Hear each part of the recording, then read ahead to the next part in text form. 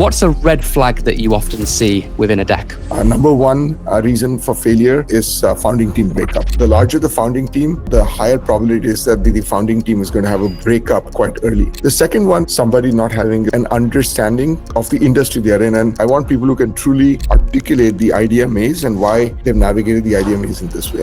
Gokul Rajaram is a prolific investor and board member of global organizations such as Pinterest and Coinbase. You've worked with some of the most successful founders of all time. What separates a truly great, exceptional founder as opposed to just an average one? The common thing they all share is... Welcome back to Decoded. My name's Alfie Whattam, and this is the show where I speak to experts about what it takes to build great teams and companies. Make sure that you click the follow or subscribe button for more great content like this, and I hope you enjoyed the episode.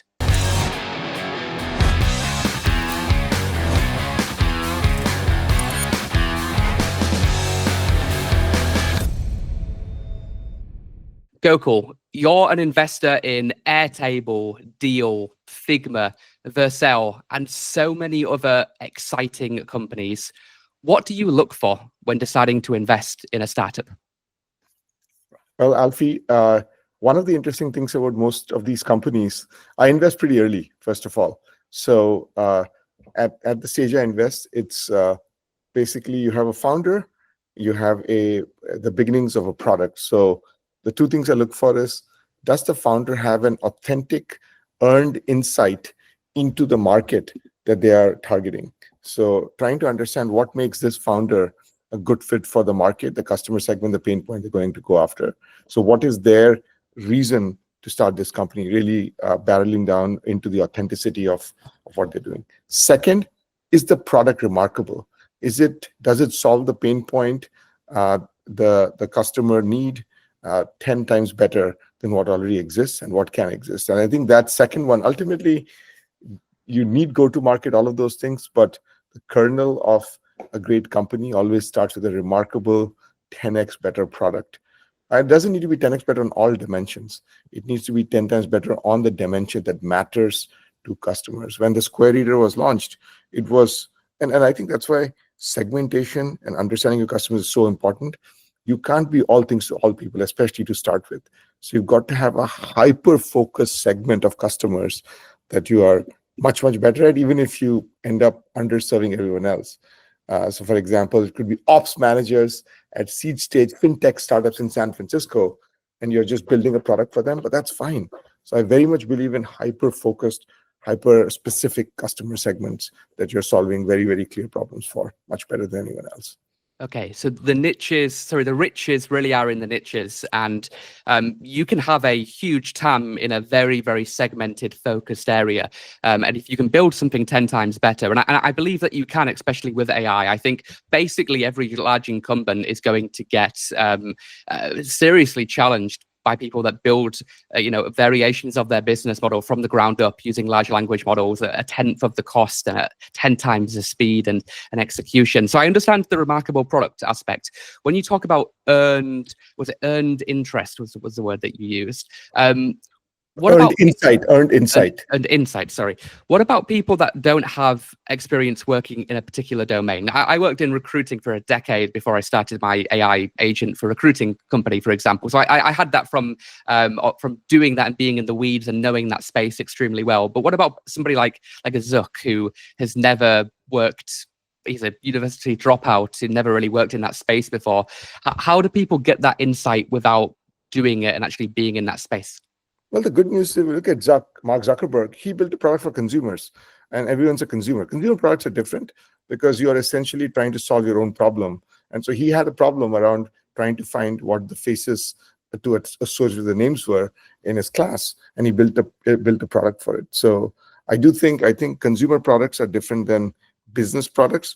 I do think going after a business like trying to build software for HVAC, which is heating and cooling systems, trying to do that, you better, if you just suddenly read in TechCrunch, there's a good space and you try to build a product, I don't think you'll succeed. I think it's much better to go and spend 3 months of your life working at one of these businesses, understanding the pain points, and then going out and building. I think you'll also know whether or not this is a space you can actually build a product for and build a company in and do this for the next 10 years. Like, you've got to really enjoy the work you do. I think, and you can't really enjoy something if you only have a theoretical idea. Very quickly, you could realize, oh man, this is a much more painful industry to be in than I thought. You've done recruiting for 10 years, so you know exactly what you expect. These are your people. Selling to them, engaging with them is something you've done, you love. So it's much easier to love this because you know what you're getting into. And you have to, right? I mean, Steve Jobs famously said that you're going to get hit in the head by a brick. So you have to love what you do, because if you don't, you're going to quit. You're going to give up. It's too hard. And that's the thing about like missionaries versus mercenaries. Like the missionaries are usually the ones that make all the money, because the mercenaries, they're in it for the cash, but they don't have the persistence and the grind to stick it out when it gets hard. But the people that are passionate about it, they'll do anything to succeed. So that's what you like to see, right? What about the flip side? You've reviewed thousands of pitches from investors and entrepreneurs. What's a red flag that you often see within a deck? I think a couple of things. One is the opposite of what I just talked about, which is somebody not having an understanding of the industry they're in. And the way you test it is by basically everyone goes when they tackle an industry or a customer segment, they approach it a certain way. You want to really understand that they have navigated what I call the idea maze, and they have a very clear sense in their head of why this other approach wouldn't work. So for example, if you're building a product for ops managers, seed stage fintech startups, why did you not select ops managers at seed stage software startups, for example? And so you want to ask these questions that really get you an insight into why they chose this specific path to navigate the idea maze and not the other paths. Why did they rule them out? And so you want someone who can articulate why this is the best path to get to that, rainbow, the pot of gold at the end of the rainbow, build a compelling company. And so I want people who can truly articulate the idea maze and why they've navigated the idea maze in this way. The second one, which is an interesting tell, is when they start, I think when you see very large founding teams, I do feel the larger the founding team, the higher probability is that the founding team is going to have a breakup quite early. Number one reason for failure of companies is founding team breakup. And companies don't necessarily fail, it's a pretty big blow to the company, and then you've got to survive it. So very rarely have I seen 3 or 4% founding teams survive as a founding team after 6 months. So I think I like 2% founding teams a lot. I do, for example, believe that it's very hard if you don't have all the skills needed in a founding team to both build a product and market and sell the product. So you do want complete founding teams, but you want complete and ideally small founding teams. You don't want complete founding teams that are 6 people or 8 people or something. That said, there are situations where there's a single founder and there's a bunch of founding engineers. I think that's a different situation.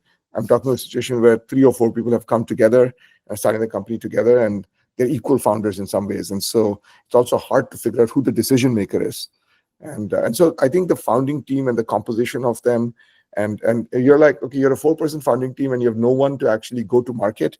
And there's a lot of unclear, there's a lack of clarity around who owns what within the founding team. That's the other thing I've seen not work well. This is a quick message to tell you about my company, Alpha AI. We built Lisa, the world's first AI-powered recruiter who screens candidates for you on autopilot. You can make your recruitment process 10 times faster, 90% lower cost, and significantly improve the candidate experience, all with our AI agent for hiring. Learn more at welovealpha.com or click the link below in the description. And now, back to the episode.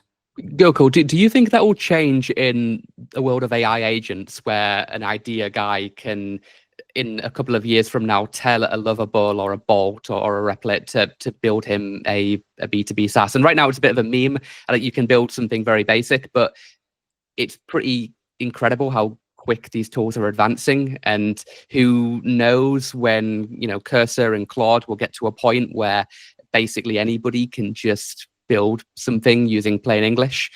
Do you feel like that dynamic where the 2-person, maybe 3-person team, being the holy grail will change, and maybe a single person founder will be better because then you don't have a risk of them breaking up? I think it's possible to prototype with these tools, and I think you always, even today, even within larger companies, you see product managers doing prototyping with these tools. But I think you're going to see prototyping, because I do feel the right way to, in many cases, build companies, especially the application layer, is instead of you building features, launching, hoping someone buys, etc., you talk to potential customers, or you understand these customers well.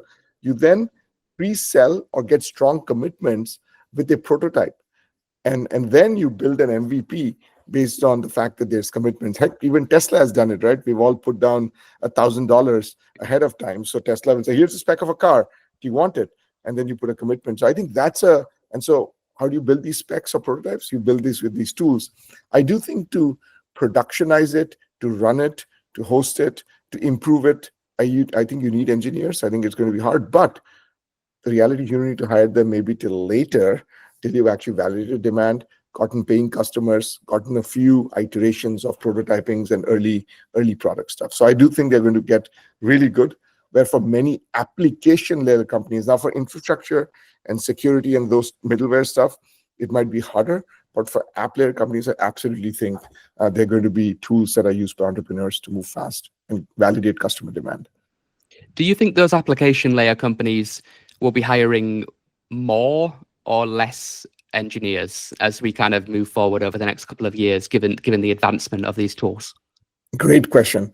I've seen two models. One, you hire a smaller number of senior engineers. So instead of hiring, 10 or 15 engineers mixed between junior and senior, your AI tools are taking the place of a junior engineer. And so you hire maybe 3 or 4 senior engineers. The other one to do is that you hire mid-level engineers, and you give them these tools to get them to operate like senior engineers, because they are up-leveling the skill set. But either case, you're right. You hire fewer engineers. I think companies, depending on their ability to hire engineers, are either hiring mid-level or senior engineers. I think the junior engineer jobs are going to be the most at risk. And so I do think this is going to lead to a vacuum, because how do you get a mid-level engineer? You start with a junior engineer, and they have a few years of experience. If you're not hiring junior engineers and giving them experience, how the heck are you going to 10 years from now creating mid-level and senior engineers? So I do worry a lot that the computer science fresh grads of today being unable to find a job easily will result in a dearth of mid-level and senior engineers 10 years out. Okay, makes a lot of sense. So Gokul, you've worked with some of the most successful founders of all time. Like, you're currently a board member for companies like Coinbase and Pinterest. Plus you've previously held leadership roles at DoorDash and Square, Google, Facebook. So what separates, in your eyes, like a truly great, exceptional founder as opposed to just an average one? It's so interesting. I think, first of all, it's important to know I have been lucky to work with some of the best founders in technology. It's very interesting. All the founders I've worked with, each of them has a separate superpower. Their superpower is different and is uniquely suited to the company that they're building. And so I think, but the common thing they all share is a relentlessness and an impatience, which almost is in some ways a lack of complacency. I have truly never seen Mark Zuckerberg or Larry Page or Tony Zhu at DoorDash or Jack Dorsey at Square. I've never seen them being complacent. So even when the company was hitting, each of those companies or products were hitting some new goals, they were always paranoid, hungry, and basically looking to the next horizon. So I think lack of complacency, even though you're like, oh my gosh, the company has accomplished so much, they're like, it's accomplished nothing. And so Mark, for example, would always say, we are less than 1% done. And he would show it in his actions. I mean, he's probably one of the youngest self-made, not just billionaires, but far beyond that. And its company is $1.5 trillion company. Yet, I'm sure if you meet him today, he will be focused on how do we win in AI. As if all the things that he's built over the last 20 years don't count.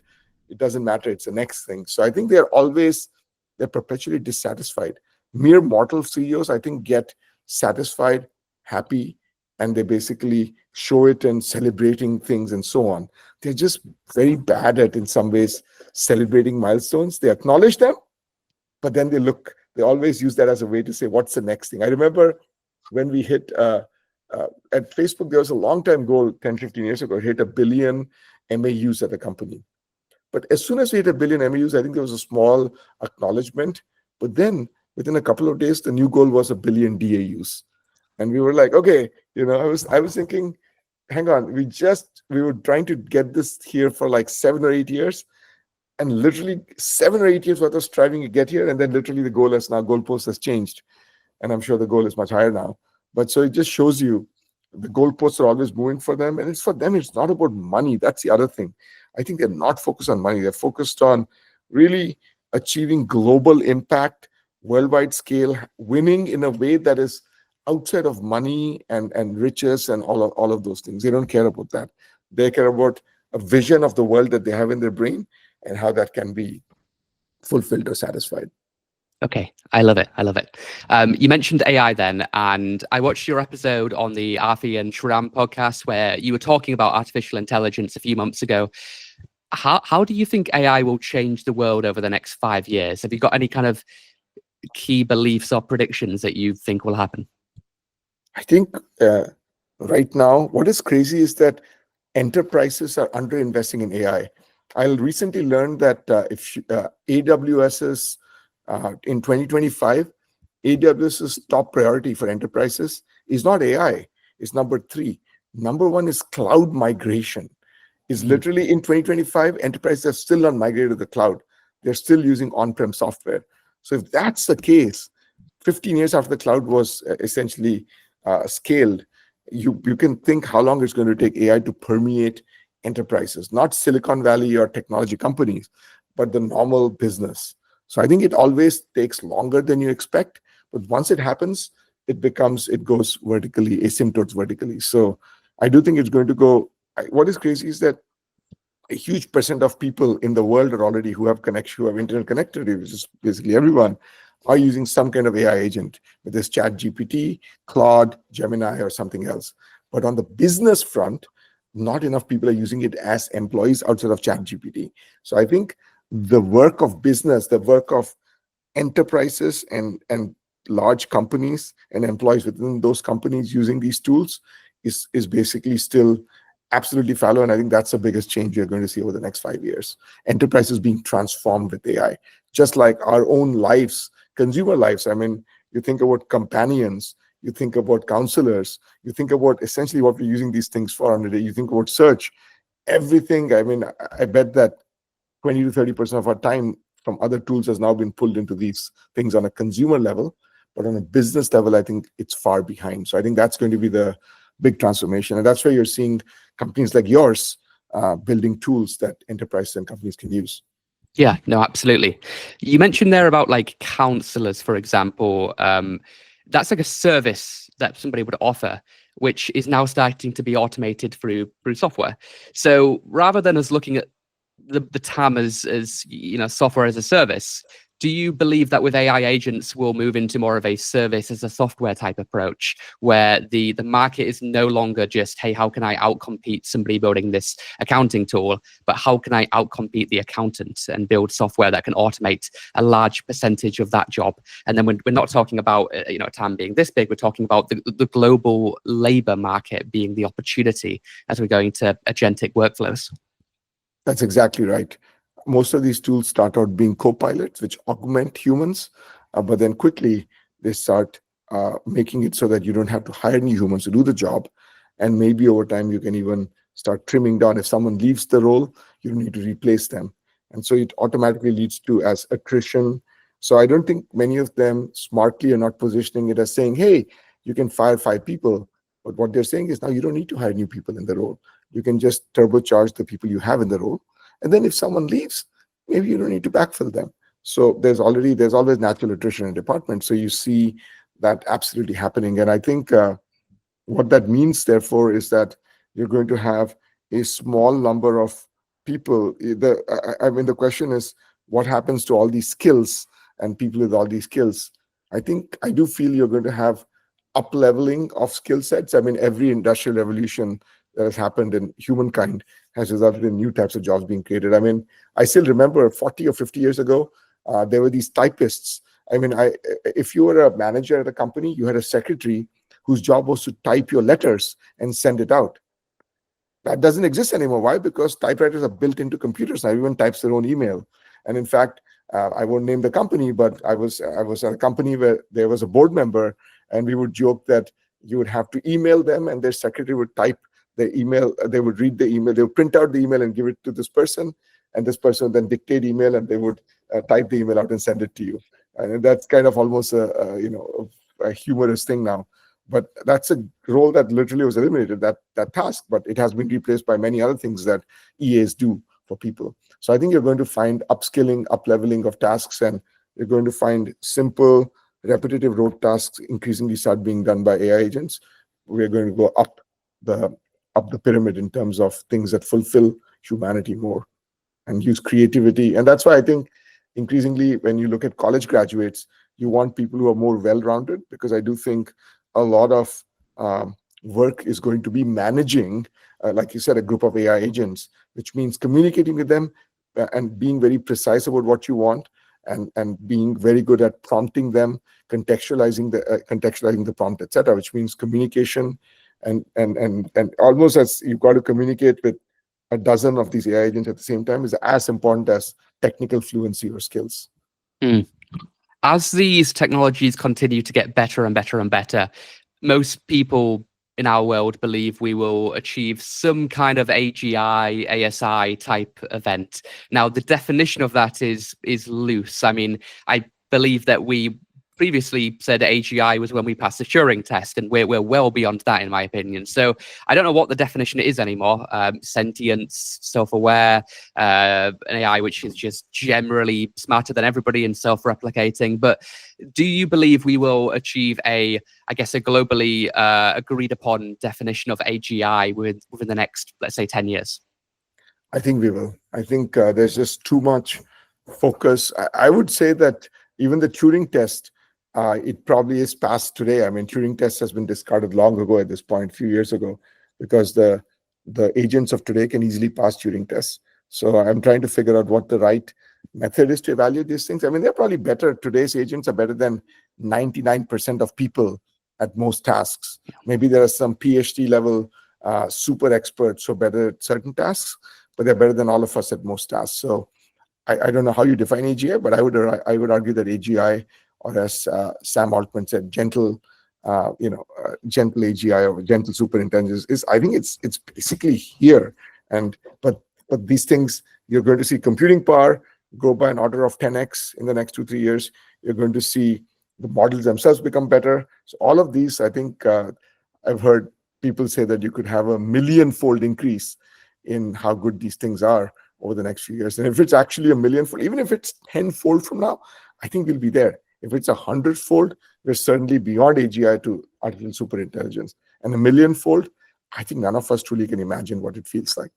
Yeah, no, what an exciting time to be alive. And I love the analogy of the PhD. My wife has a PhD and she was a researcher. After deep research has come out, it's better than she is at that particular job, right? It's better than anybody could be. And you're right, it's almost seems like AGI is here, but it's not evenly distributed yet. And there's a small group of people that are actually playing with these tools, and they're living on the edge of the future, and they understand what can be achieved by using these agents and these workflows, whereas the vast majority of people, they have no idea what's about to come, and it's going to be an ocean of, like you said, job displacement, but also job creation, and just a new reality that we're all living in, essentially. And governments have to wake up and embrace it. As always, governments are a little behind the 8 ball, and so it'll probably be slightly late. But good news is many countries are realizing the value of having their own sovereign AI and understanding it. So they are awake. But like you said, AGI is a little bit farther beyond what most of us are used to. But it's going to come. It's going to come. I have no doubt about it. Awesome. Cool. Thank you so much for doing this. I've watched your content for a number of years, so it's an amazing opportunity to speak to you. If people want to check out more of your stuff, would X be the best place, or where would people find you? X is perfect. Yes. Awesome. Gokul. Thank you. Alfie, thanks for having me. Thank you so much for watching. Make sure that you click the follow or subscribe button wherever you're watching, and I'll see you in the next episode. Introducing Lisa, the world's first AI-powered recruiter. She's an AI agent who works 24/7, screening candidates on autopilot, conducting interviews in 30 different languages, uploading all the best candidates to your applicant tracking system. Hire 10 times faster at 90% lower cost and significantly improve the candidate experience. Visit welovealpha.com to start your free trial now.